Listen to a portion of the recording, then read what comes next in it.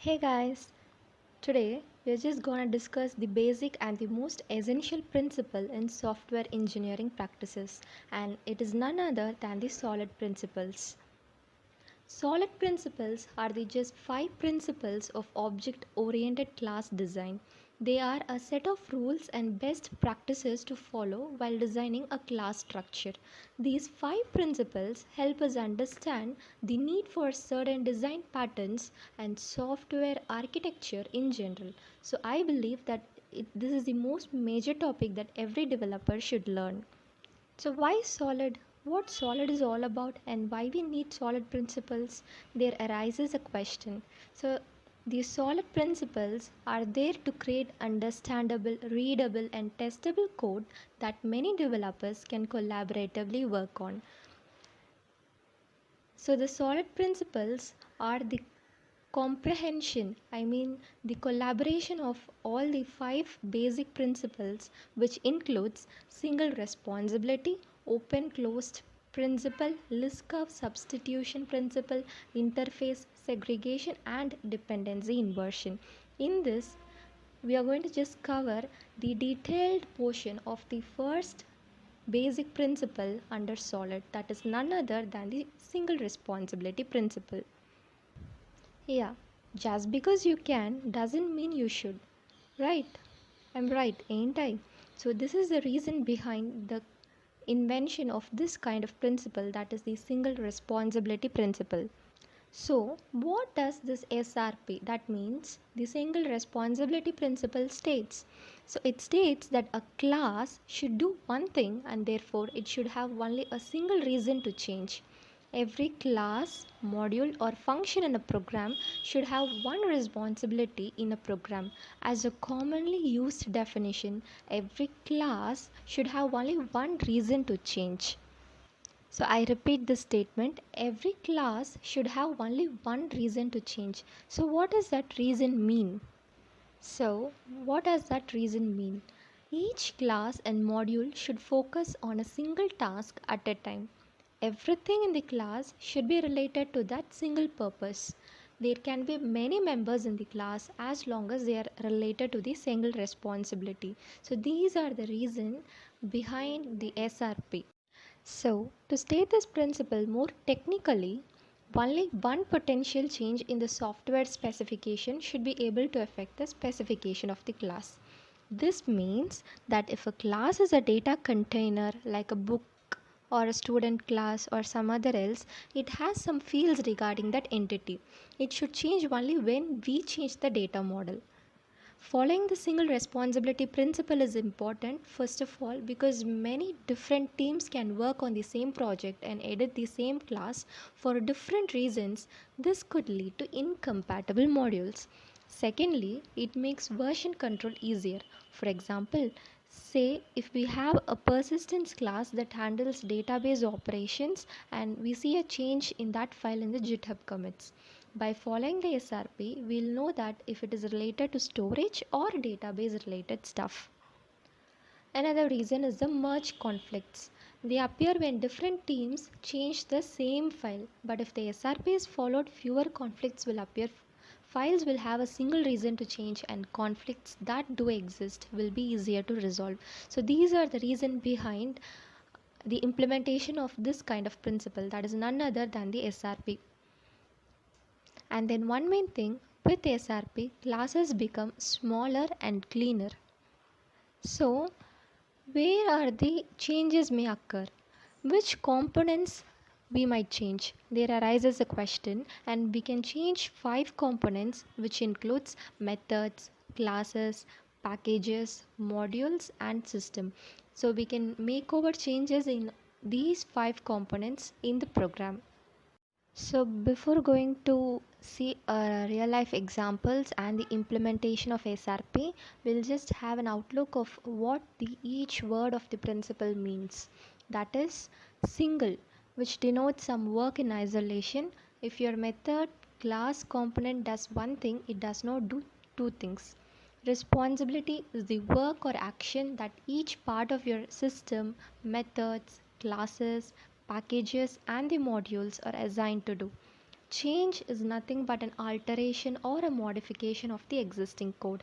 So these are the meaning of the single words which we have come across so far. And then now going into the real life example. So we have the first example in which we have a class which encapsulates the concept of phone and the associated functionalities. So we have a class phone in which we have given four methods which includes dial, hang up, send, receive. This class might be considered reasonable. All the four methods defined represent functionalities related to the phone concept. However, this class has two certain responsibilities, that is, the methods dial and hang up are responsible for performing the connection, and the methods send and receive are responsible for data transmission. Here, the two responsibilities are separated so that the class that uses them, that means the phone class, does not have to couple the two of them. The changes of the connection will not affect the methods responsible with data transmission. On the other hand, in the case where the two responsibilities do not show reasons for modification in time, their separation is not necessary either. In other words, the responsibilities of a class should be separated only if there are real chances and the responsibilities would produce modifications mutually influencing each other. Otherwise, the changes cannot be made or may not be made. But in case if all the classes which call the dial and hang up methods have a vulnerability, it should be recompiled. In order to avoid the situation, a redesign is necessary to divide the two responsibilities. So here we have divided the four methods into, the four methods into two half and half. The connection method has been given under one interface in which the methods dial and hang up comes under, and then the other two methods, the send and the receive, has been given under the interface called data transmission channel, and then it those interfaces have been invoked under the class phone, which is the concrete class. So in this way, all the responsibilities can be clearly carried out without any kind of interruptions. Hope so that you have understood the first example which I have taught so far, and then followed by the first example. To have a clear cut idea about SRP, we are just moving on to the second example. So look at the code for a simple bookstore invoice program. Let's start by defining a book class to use in our invoice. So this is the basic class book, in which we have invoked name, author name, year, price, ISBN. We have initialized all these 5 categories, and then moving on. So this is the simple book class with some fields. I'm not making fields private so that we don't need to deal with getters and setters and can focus on the logic instead. So now let's create the invoice class in general, which will contain the logic for creating the invoice and calculating the total price.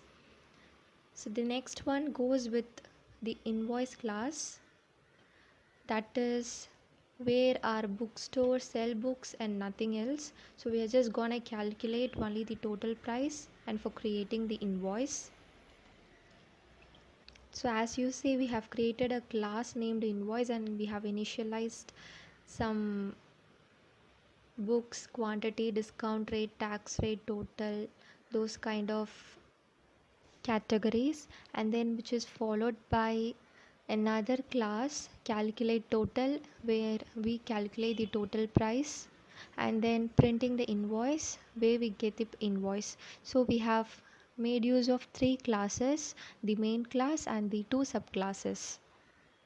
So this is our invoice class. It also contains some fields about invoicing and 3 methods: calculate total method, which calculates the total price; print invoice method, which prints the invoice to console; and save to file method, which is responsible for writing the invoice into a file.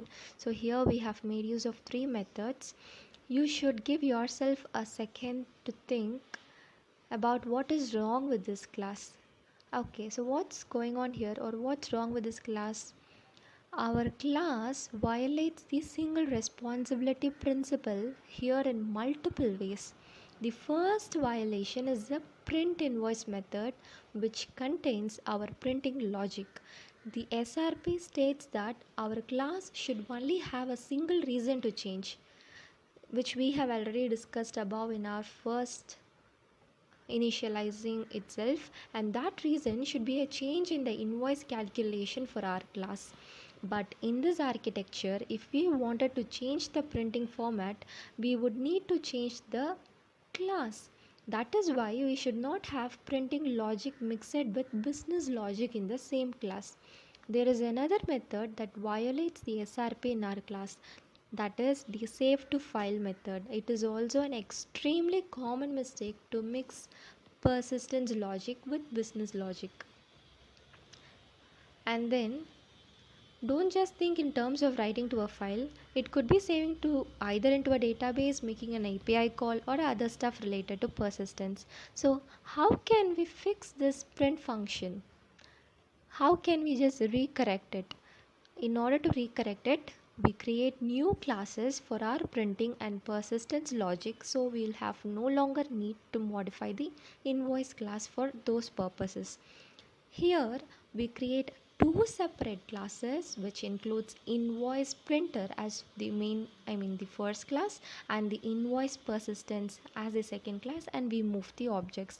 So as you see, we have created a separate class called invoice printer, in which we have invoked uh, the methods for printing invoice, and then the other class goes with the invoice persistence, in which we will give the coding as per. So now if you see, our class structure obeys the single responsibility principle, and every class is responsible for one aspect of our application. So hope so that you have understood the nuances of single responsibility principle under solid so far. So I would say that changes are the only thing that never change. So remember, while coming under SRP, every class should have only one reason to change. Thank you.